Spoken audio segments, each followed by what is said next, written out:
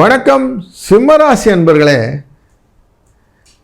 நீங்கள் உங்களுடைய கண்ட்ரோலில் ஒரு குழுமத்தை வைத்து கொண்டு அவர்களிடம் செல்வாக்கை செலுத்தி அந்த செல்வாக்கின் மூலமாக அனைவரையும் நல்வழிப்படுத்துதல் அப்படிங்கிற சிந்தனை அதிகம் உள்ளவர். அப்படிப்பட்ட உங்களுக்கு அதிபதியான சூரியன் துலா ராசியில் உட்கார்ந்திருப்பார். நவம்பர் மாதம் இந்த உங்கள் ராசியிலிருந்து 3ஆம் இடம் இங்கே உட்கார்ந்துருக்கிற சூரியன் நல்ல ஒரு பொசிஷனில் இருக்கிறாருன்னே சொல்லணும். அதனால் அவரால் உங்களுக்கு எந்த பிரச்சனையும் இல்லை. நீச்சகதி அப்படி இருந்தாலும் தந்தை வழியிலே உங்களுக்கான பரிமாற்றங்கள் நல்லபடியாக நடந்து கொண்டிருக்கும். சந்தோஷமாக போயிட்டுருக்கும். நவம்பர் 17ஆம் தேதி சூரியன் விருச்சிக ராசிக்கு கார்த்திகை மாதத்தினால உள்ளே போகிறார். அப்படி உள்ளே போகும்போது விருச்சிக ராசியிலே தந்தை வழி உறவினர்கிட்ட பேசும்போதெல்லாம் கொஞ்சம் எச்சரிக்கையாக பேசுங்க. சித்தப்பா பெரியப்பா பங்காளிகள்லாம் சொல்லுவோம் இல்லையா, சொத்து சண்டைகள் இதெல்லாம் வரதுக்கு வாய்ப்பு உண்டு. அதனால் கொஞ்சம் எச்சரிக்கையாக வம்பு விவகாரம்லாம் இல்லாமல் அழகாக மதித்து நடத்தல் அப்படிங்கிற வார்த்தையை யூஸ் பண்ணிக்கிடுங்க. அரசாங்க வழியிலையும் உங்களுக்கு சில சிக்கல்கள் வருவதற்கு இருக்கும். முடிந்தவரை வாக்குவாதங்களை தவிர்த்து விடுங்கள். வீண் சண்டை வம்புலாம் அப்படியே அங்கேயே குறைச்சிடும். உங்களுடைய ராசியின் 12ஆம் இடமான கடகராசிக்குள்ளர் குரு இருக்கிறாரு. நவம்பர் 12ஆம் தேதி அவர் வக்ரகதியை அடைகிறார். 11ஆம் இடமான லாபஸ்தானமாக மிதுன ராசியை தொடப்போகிறார். அதனால் பொருள் வரவு உண்டு. அது வரைக்கும் கொஞ்சம் கஷ்டமாக இருக்கும். அதுக்கப்புறம் பண வரவு உண்டாகும். முக்கியமாக ஆடை ஆபரண சேர்க்கைகள்லாம் வருவதற்கு வாய்ப்புகள் கொடுப்பார். தன் பார்வை அப்படிங்கிற பலத்தை குரு அழகாக உங்களுடைய ராசியினே 4ஆம் இடத்து மேலே வைப்பார். 4ஆம் இடம் சுகஸ்தானம். அது தன் பார்வை விருச்சிக ராசி மேலே விழும்போது உங்களுக்கு நல்ல பலன்கள் கிடைக்கும். முக்கியமாக கல்யாண விஷயங்கள், வீடு மனை யோகங்கள் இதெல்லாம் கொண்டு வருவார். சனி பகவான் மேலேயும் பார்வை வைக்கிறார். அஷ்டமம் அப்படிங்கிற பயம் இருக்கு இல்லைங்களா, இந்த இடத்துல குரு பார்த்துடுறார். அதனால் இந்த தேவையற்ற பயங்கள் கலக்கங்கள் இது குறைப்பார். இனம் புரியாத பயம் ஒன்று இருக்குது இல்லைங்களா, அந்த பயத்தை குறைக்கக்கூடிய சூழ்நிலையை இந்த குருவின் பார்வை கொடுக்கும்.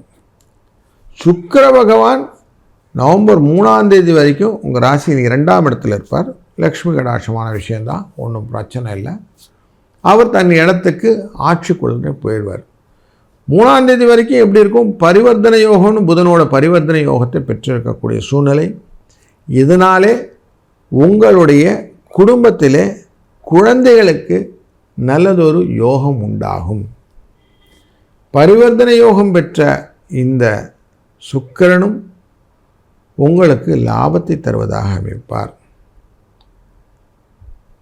சுக்கிரன் வக்கரகதியிலே அமையக்கூடிய இந்த புத பகவான் சுக்கிரனுடைய இடத்தை தொடர்ந்து ட்ரை பண்ணுவார். ஸோ அப்போது யோகங்கள் ஜாஸ்தியாகிறதுக்கு வாய்ப்புகள் கொடுப்பார். தன்னுடைய வேகமான செயலோட்டம் நவம்பர் 9ஆம் தேதியிலேருந்து புதன் கொடுப்பார் ரிவர்ஸில்.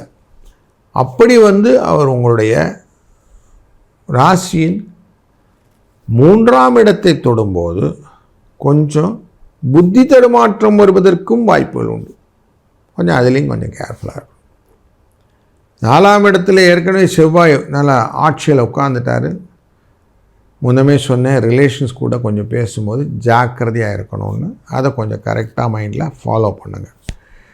அது மாதிரி உயர் அதிகாரிகள் அவங்க தப்பே செஞ்சிருந்தாலும் எதிர்த்து பேசாதீங்க. உங்களுடைய வாழ்வாதாரம் கெட்டுவிடும். அதுக்கேற்ற மாதிரி இருக்குது சூழ்நிலை. அதனால் கொஞ்சம் வாயை மூடிட்டு இருக்கிறது நல்லது. ஏன்னா அவர் தொழிலை பார்க்கிறார். அதனால் கொஞ்சம் அடக்கி வாசிப்பது நல்லது அப்படின்னு தெரிஞ்சுக்கலாம். இந்த சூழ்நிலையில் நீங்கள் இதிலேருந்து சிக்கல் இல்லாமல் வெளிவரணும்னா சர்வ அமாவாசையான நவம்பர் 19 திதி தர்ப்பணம் கொடுப்பவங்களாம் கொடுத்துட்டோம். அப்படி இல்லாதவங்களும் கொடுத்தவங்களுமே நண்பகல் 11:45 12:15 அப்படிங்கிற டைமில் உங்களால் முடிந்த தான தர்மங்கள் செய்யுங்கள்.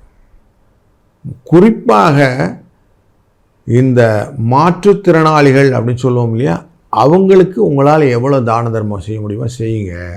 அப்படி செய்யும்போது இந்த அஷ்டம சனி அப்படிங்கிற அந்த மேட்ரையும் இந்த 4ஆம் இடத்துக்குள்ளார போகக்கூடிய அர்த்தாஷ்டமம் இடத்துக்குள்ளார போகக்கூடிய சூரியனின் எஃபெக்டையும் நம்ம யூஸ் அவுட் பண்ணிடலாம்.